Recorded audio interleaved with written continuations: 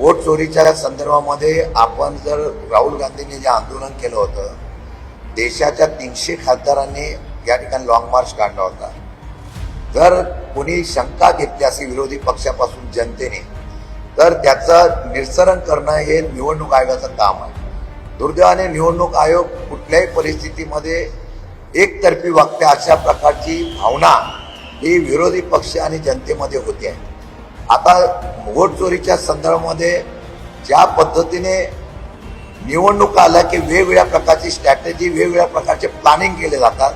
बिहार असेल, पश्चिम बंगालमध्ये असेल, आता मतदाराची फेर तपासणी करण्याचं काम होत आहे. माझं मागेही आपल्याला म्हणणं होतं, मग निवडणूक आयोगाने महाराष्ट्राचा सातत्याने उल्लेख होतोय, त्या महाराष्ट्राच्या असलेल्या मतदार यादीची फेर सर्वेक्षण करावं. पण ते निवडणूक आयोगाने करत असताना त्यामध्ये विरोधी पक्षाची एक कमिटी करावी आणि त्यांच्या नियंत्रणाखाली जर केलं तर सत्य बाहेर येईल.